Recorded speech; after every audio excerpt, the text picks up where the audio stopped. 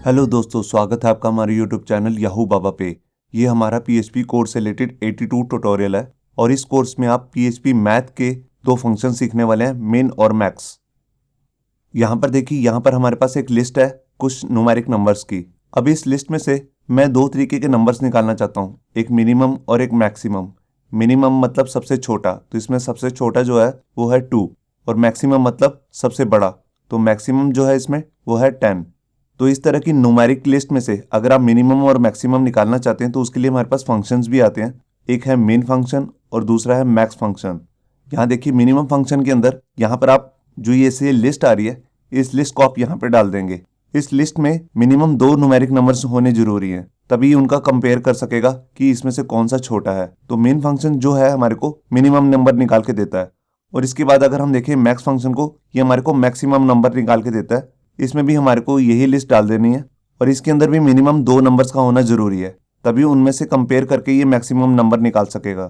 इन दोनों functions main और max का हम एक यूज और भी कर सकते हैं, हम इसको एरेज के साथ भी यूज कर सकते हैं। यहाँ पर हम एरे की वैल्यू डाल देंगे और ये उसमें से मिनिमम नंबर निकाल के दे देगा, और मैक्सिमम भी बिल्कुल ऐसे ही काम करेगा।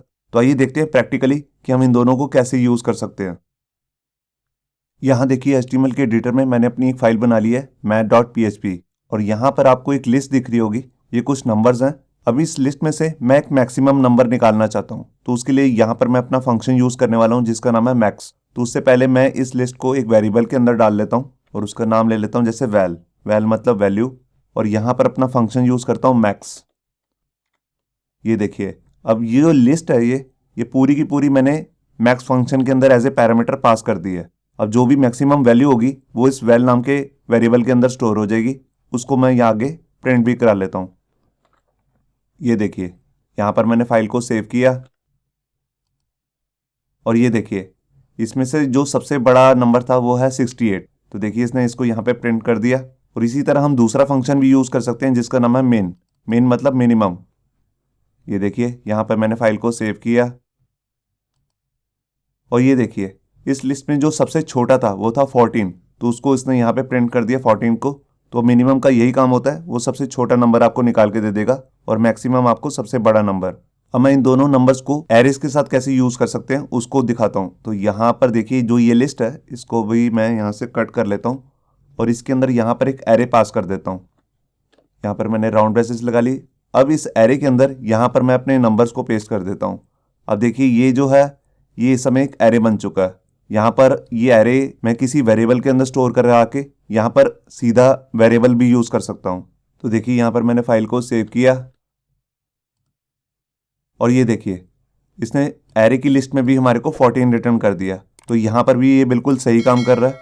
अब मैं आपको दिखाता हूँ कि अगर मैं एरेज जो हैं वो भी मल्टीपल डाल देता हूँ तो उसके अंदर ये मिनिमम या मैक्सिमम कैसे सर्च करेगा। तो देखिए, यहाँ पर एक एरे के अंदर मैं यहाँ पर वैल्यूज चेंज कर रहा हूँ। अभी मैं सिंपल वैल्यू ले लेता हूँ, जैसे 2, 4, 8। ये हमारा एक एरे हो चुका है। मैं इसी को कॉपी कर लेता हूँ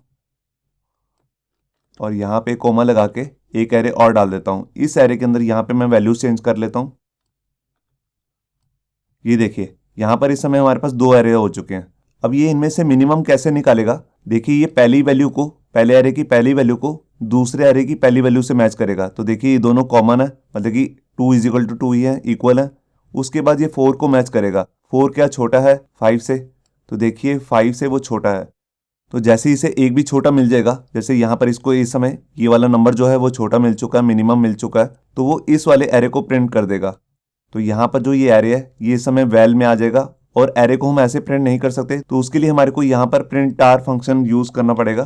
तो देखिए, मैं यहाँ पर फंक्शन ले लेता हूँ प्रिंट टार, और इसके अंदर यहाँ पर अपना वैल नाम का जो हमारा वेरिएबल है उसको पास कर दिया। ये देखिए, अब इसकी फॉर्मेटिंग को सही रखने के लिए मैं इसको प्री टैग के अंदर डाल लेता हूँ। ये प्रिंट आर जो फंक्शन होता है ये एरे की वैल्यू को सिर्फ टेस्ट करने के लिए होता है। तो देखिए, यहाँ पर मैंने इस टैग को क्लोज भी कर दिया, और यहाँ पे मैंने फाइल को सेव किया।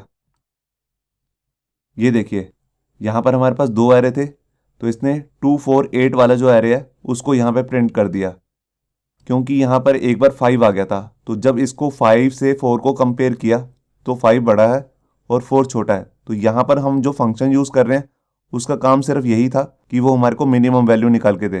अगर हम यहाँ पे मैक्स नाम का फंक्शन यूज़ करेंगे तो इस केस में देखिए ये पहली वैल्यू को दूसरे एरे की पहली वैल्यू से मैच करेगा, दोनों ही इक्वल हैं। उसके बाद दूसरी वैल्यू को दूसरे एरे की दूसरी वैल्यू से मैच करेगा। तो देखिए यहाँ पर 5 जो है वो बड़ा है 4 से। इस कंपेयर के बाद ये तीसरी वैल्यू को चेक नहीं करेगा, यहीं से ये पूरा जो हमारे पास एरे है इसी को ये यहाँ पर प्रिंट कर देगा। तो देखिए यहाँ पर मैंने फाइल को सेव किया, ये देखिए यहाँ पर अब 2 5 1 वाला जो हमारा एरे है, दूसरा वाला एरे, उसको इसने यहाँ पे प्रिंट कर दिया। तो आपने देखा कि कैसे हम मल्टीपल एरेज को भी कंपेयर कर सकते हैं। अब मैं लास्ट में आपको दिखाता हूँ कि कैसे हम बुलियन वैल्यू को चेक कर सकते हैं। तो देखिए यहाँ पर मैं 2 बुलियन वैल्यू डाल देता हूँ। 2 ही वैल्यू होती हैं, ट्रू या फॉल्स, जिसको हम 0 या 1 भी बोलते हैं। तो देखिए यहाँ पर एक वैल्यू मैंने डाल दी ट्रू और एक में मैं डाल देता हूँ फॉल्स। ये देखिए, तो फॉल्स जो है वो रिप्रेजेंट करता है 0 को और ट्रू जो है वो रिप्रेजेंट करता है 1 को। अब इन दोनों में से अगर मैं मैक्सिमम नंबर देखूंगा तो ऑब्वियस सी बात है वो 1 होगा।